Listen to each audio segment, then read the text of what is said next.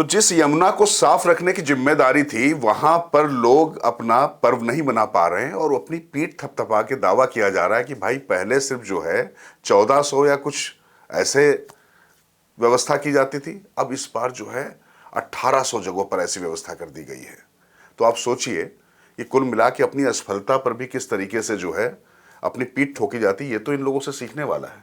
नहीं, सीखने वाला क्या है, अगर मतलब आप कहते हैं ना कि शर्म लगने से लगती है। हाँ, महसूस करिए। अगर महसूस नहीं हो रही तो फिर शर्म और सर्दी तो ऐसे ही है, लगेगी नहीं फिर तो। फिर सर्दी तो फिर भी लग जाएगी, लेकिन शर्म तो आपको तब लगेगी जब आंखों में पानी होगा।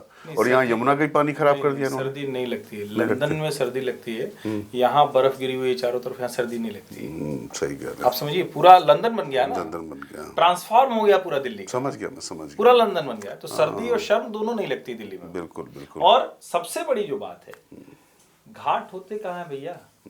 घाट होते हैं नदी में। नदी में गंदगी, नदी में बैरिकेडिंग, नदी में पुलिस लगाकर और उसके बाद उसके किनारे घाट बनाना, ये कौन सा पूजा करने का तरीका? और हमारा जो छठ का पवित्र त्योहार है, ये इसीलिए था कि हम अपनी नदियों को, अपने पानी को, अपना एक तरह से प्रकृति की पूजा का पर्व है ये। सूर्य को, उगते सूर्य और डूबते सूर्य को ये जो अर्घ्य देने का पर्व है, ये अद्भुत है। हालांकि इसका एक दूसरा पहलू है, मैं उस पर बहुत ज्यादा नहीं टिप्पणी करता हूं कि वो उन्होंने सूप अपने हाथ में ले लिया, क्या छठ व्रती। क्योंकि देखिए, जो जिसने उस तरह से किया ही नहीं, उसको क्या पता। ये तो आयोजकों की गलती है ना कि आपने राजनीतिक लाभ के लिए मुख्यमंत्री के हाथ में क्या पकड़ा दिया या किसके हाथ में क्या पकड़ा दिया। लेकिन सब लोग एक बात याद रखिए, मुख्यमंत्री की कुर्सी खाली है, उस पर जो साहब बैठते थे, जो आंख बंद करके जिनकी आत्मा दिखती थी, सुनीता जी ने बताया था, अरविंद जी ने बारंबार कहा कि अगर मैं इस यमुना में सपरिवार स्नान नहीं कर पाया तो मुझे वोट मत देना। बस अरविंद जी की बात पे आप ध्यान दीजिए।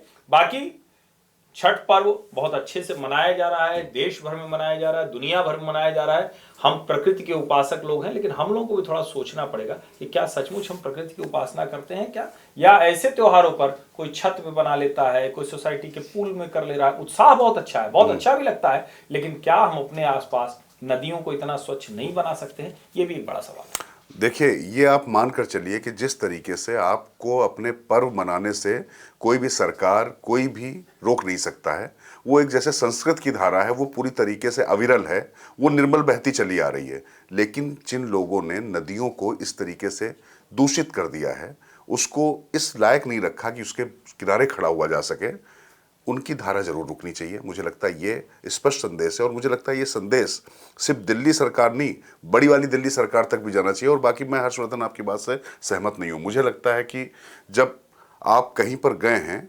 साधना और आराधना जो होती है वो बिल्कुल जैसे होनी चाहिए वैसे होनी चाहिए।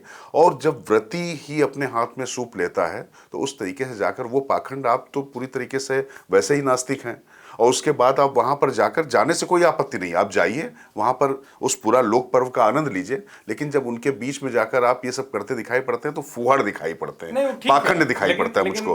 राजनेता तो ऐसी जगहों पर जाते हैं, और कई बार जब आप उन चीजों को, उसको जिसको कहते हैं जी नहीं रहे हैं, उसको व्यवहार में नहीं ले रहे, तो आपसे नहीं हो पाएगा। तो मेरा ये मानना है कि दोनों का, वो आयोजकों का भी है और नेताओं को भी जरा सोचना चाहिए। जरूरी नहीं कि हर फोटो, हर फ्रेम आए, अरे भाई जाइए आप प्रणाम कीजिए, वहां बैठ जाइए, दूसरे लोगों को करें पूजा, ये भी अच्छा है। कि प्रधानमंत्री नरेंद्र मोदी जब कहीं पर कैसे इसी स्थल पर जाते हैं तो वहां का जो प्रोटोकॉल है, जो वहां के नियम है, चाहे वो दक्षिण के मंदिरों से जहां पे हो, वो कोट के ऊपर जनेऊ नहीं पहनते हैं, वो ऐसे करके माला नहीं फेंक देते हैं। लेकिन अब इसका तो यही है ना भाई, जो व्यवहार में रहेगा वही ना सही से। तो मैं कह रहा, क्यों करने की जरूरत है? अरे क्यों नहीं करने की जरूरत है? वो ना करेंगे तो आप राहुल गांधी को जाने क्या क्या कह देते, तो बेचारे किसी मुद्रा में बैठ जाते हैं। उसके बाद आप अच्छे से पालथी नहीं, उस तरह से नहीं बैठ पाते भाई। आप ये गजब राजनीति आप कर रहे हैं। आप मतलब आप किसी को, मतलब ऐसे तो गड़बड़ हो जाएगा। तो आप राजनीति करिए, आस्था के साथ क्यों कर रहे हैं? मतलब आप कहते हैं कि धर्म को राजनीति में मत लाइए। अच्छा ये बताइए, मोदी जी को अच्छे से पूजा करना आता है तो बस वही करें, दूसरे नेता करें ही ना? नहीं, तो आप जो करते हो करिए ना, आप जो पूजा करते हैं वो करिए ना। अरे तो पूजा को मान लीजिए कोई नहीं करते हो, लेकिन तो मत करिए। अरे तो उनको भी तो हिंदुओं के साथ दिखाना है, आप तो कह रहे हैं उनका वोटिंग नहीं है। अरे आप ये बताइए, नंबूद्रीपाद जो थे वो कम्युनिस्ट थे, और नंबूद्रीपाद वहां के बड़े उच्च कुलीन ब्राह्मण माने जाते हैं, सारे मंदिरों में उन्हीं की नियुक्ति होती है केरल में। लेकिन वो कम्युनिस्ट थे, वो अपनी विचारधारा के साथ रहे, वहां मुख्यमंत्री रहे। सीताराम येचुरी थे, प्रकाश करात हैं, ज्योति बसु थे, बुद्धदेव भट्टाचार्य हैं। मैं कह रहा हूं कि आप नास्तिक हैं तो रहिए ना। आप जो चाह रहे हैं ठीक नहीं।